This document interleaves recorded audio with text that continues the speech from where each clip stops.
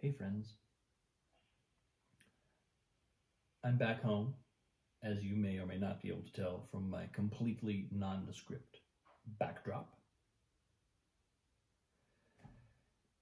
And for some reason, what I happen to be musing about today, I've had a lot of thoughts over the last couple of days. Going to Chicago, which in a lot of ways still feels like my hometown. It's not the only place I grew up, but it's one of the main places I spent a lot of my young life. And going there, I spoke about this on a post maybe yesterday, or a few of them over the last couple of days. It's felt like I've had like an earlier life kind of colliding with my present one, because it's been so long since I spent any time in that city that being there brings back memories. Like literally street signs will make me feel like I've gone back 20 years in time or something. So that was fun, and there as a result of that, there were a number of sort of little flurries of inspiration that just kind of emerged over the course of my time there. But one of the things that I chatted about this with my family, I think it was last night over dinner. We were talking about personality types, the Myers-Briggs personality types, and various other ways of kind of describing people's personalities, describing the way people engage with the world, whether it's through a desire to learn, whether it's competition to some degree motivating us, just the myriad ways in which human beings receive the motivation to grow, to live and to grow. And I was reminded of my own Myers-Briggs type, which I'm pretty sure, it's been a while since I did the test, but I would bet that I'm still pretty squarely an INTJ, which is an introverted, intuitive, thinking type and judging type. The last one is, I described it yesterday. It's it's perceptive, kind of an open, receiving type, versus a judging type, which doesn't necessarily mean like judgmental in a negative way, but it means wanting to close the loops on things, wanting to kind of come to a conclusion about certain things. And I'm remembering right now that I spoke a little bit about this yesterday on my post, but I continued to think about it today. And there's something about, I've found myself in creative contexts, and I've even spoken about it on this post several times. One of my favorite moments in the process is when I can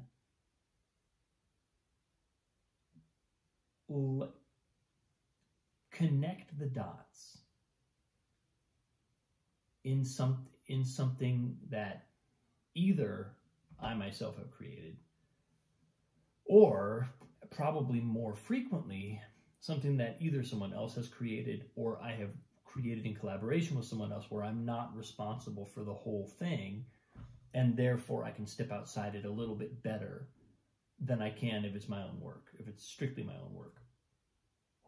And I had this experience recently with a screenplay of my brother's, where I felt like all of a sudden I was seeing it was like it just lined up. What was there just lined up for me, and I was like, whoa, not only is this awesome and full of really deep and compelling threads, but also I feel like what my mind does is take all that and close the loop And that doesn't mean that I'm always closing the loop or coming to the conclusion that is the right one. It's not really about a right or a wrong one. It's about when you throw a net around a body of ideas, can you hang on to that net? Can you summarize it? Can you, a net by definition kind of goes out and then it comes to a point, almost like a funnel. What is that point? Can you find that point? Can you distill a large body of things down to the principles underlying it, or the threads, the kind of like underlying energies and intentions, emotions even, that are there. I know I'm saying this kind of in an abstract way, but like this is something that shows up for me usually in relation to like story ideas. I might get a first draft of a story or a fifth draft of a story, but like, a story that's still being worked out. And I feel like what my mind does is crystallize that, take something that may or may not be conscious, and then find here's what it's trying to say. And I've said this many times, but one of my favorite lessons at theater school was that so often when we're creating something, we actually don't know. As the artist, we don't know what we're creating. We might think we do, and most of the time we do think we do. Most of the time we have an intention of some kind, and we're doing that thing. We think we're doing that thing. But meanwhile, what's really happening is our conscious mind is doing the thing we think we're doing, and our subconscious mind is doing something completely different, and it's layering all this stuff. So as we write the conscious band of content right here, our subconscious is going just along below it and just like, and like etching this deeper meaning into the thing that we're consciously creating. And many, many times the conscious mind is not aware of what the subconscious is kind of imprinting. It's almost like a watermark. It's like if we have our content here, our conscious content, it's like it's watermarked by the subconscious with a deeper layer of meaning that we most of the time are not aware of. And what I think my mind does well is discern that, observe that, and name it, which ultimately is kind of like one of the important tasks of taking something where the intention is still vague and really clarifying the underlying intention, so that we can then consciously do the thing that our subconscious is trying to get us to do. Because that's the big trick in creative work. That's the big ball of wax. That's the whole kit and caboodle. That's the whatever, insert your favorite phrase here. That's what it's all about. That's what it's all about. That was a really bad one. But you know what I mean? That's the deal. Because if we can get to where our subconscious isn't just watermarking our work, or sort of like, encoding these messages that are hoping that they'll be received down the road, but actually we start to hear what our subconscious is trying to say and just say that, just work with that, so that it doesn't have to be a kind of hidden message in there. Well, now the whole thing takes off. The whole thing can take flight. And I had never really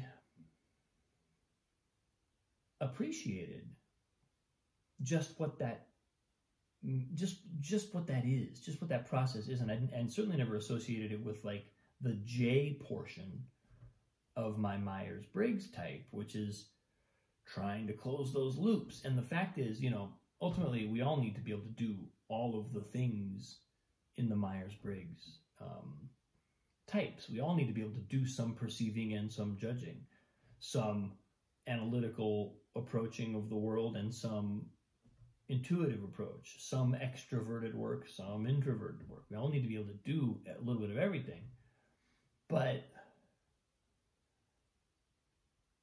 I think whatever our proclivity is, whatever our tendency is, it's going to give us an advantage at certain tasks, and obviously, as a corollary of that, a disadvantage at other tasks where it might be nice to be collaborating with someone who's strong in that, right? But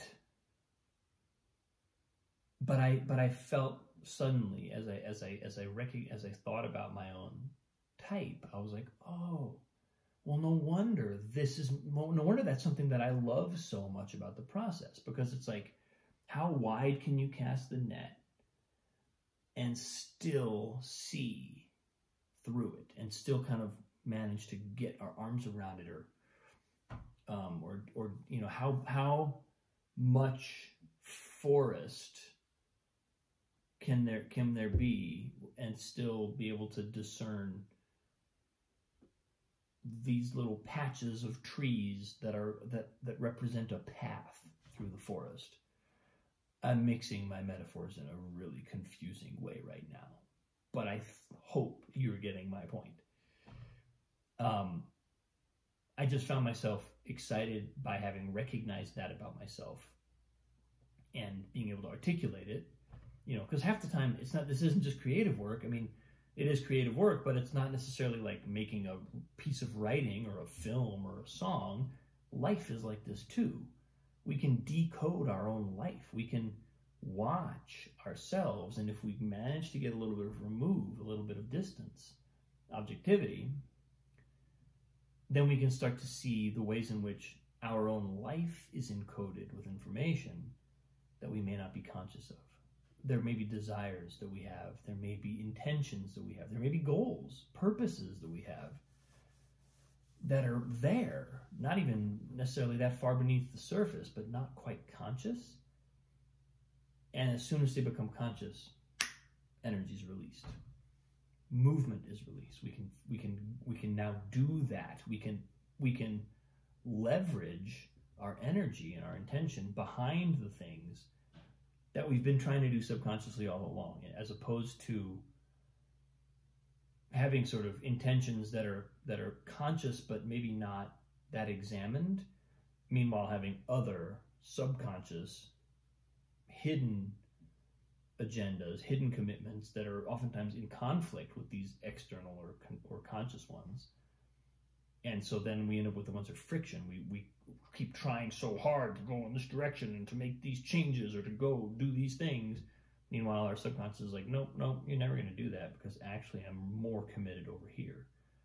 Well, what if we became conscious of that and either decide this is actually what I really want, or decide this is what my subconscious is committed to because of a fear of whatever, losing something, changes being to my disadvantageous changes happening or whatever, and then being able to say, but that's not true. That's not actually, these assumptions that this is based on are not actually true. Let me re-examine that, so now my conscious intentions can actually they can operate.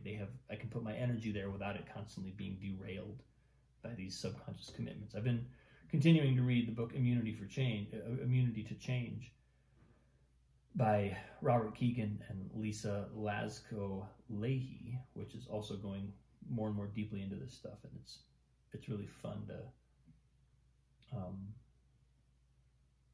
get a better sense of what that work is about, and just kind of these mechanisms that are always operative in our mind, either supporting growth and change or arresting it, not allowing it to happen.